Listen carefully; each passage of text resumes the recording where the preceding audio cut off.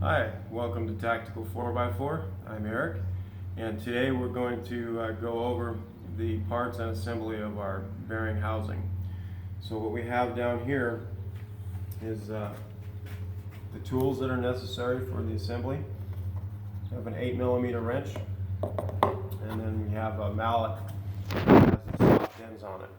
And in our bearing housing components, we have two bearings. We have an inner bearing shaft. We have two bearing seals. We have two shaft spacers.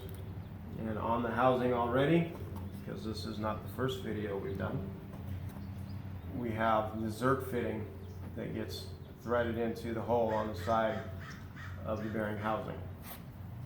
So to start this off, we're going to put one of the bearings into the bottom of the bearing housing on the swing arm, and it just sets into the race, and the races are previously installed into these housings.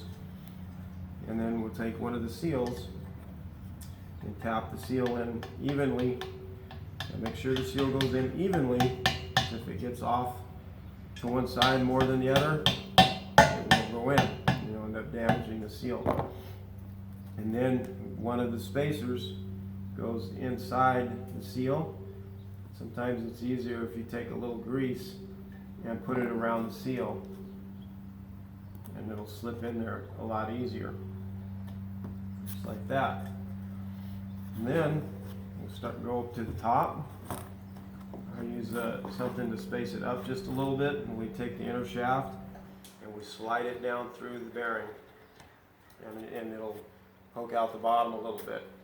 You want it to poke out the bottom because then when you put the top bearing in, it's easier just to drop it down in there and get it to seat down onto the race that's in there, just like that. So now you've got it down inside there. And then once you get that down in there, you put the top seal on.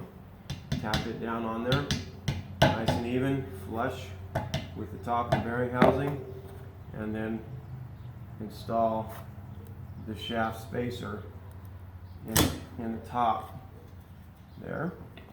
And then you can slide the inner shaft, slide up and down inside there. It won't come out, it's locked into place in there now. It just has a little plate. And you'll notice that there's space, that the inner shaft is a little bit shorter than the bearing spacers when they're compressed in there, and you want that. It needs to be a little shorter so that these bearing spacer sleeves will be what comes into contact when you do the install onto the bumper. And then the last thing you want to do is install the Zerk into the threaded hole in the side of the housing, and just use the 8mm wrench, and you just want it snug in there. And so that pretty much wraps up the assembly of the bearing housing, and now it's ready to be assembled on to the bumper. Thanks for watching. This is Eric with Tactical 4x4.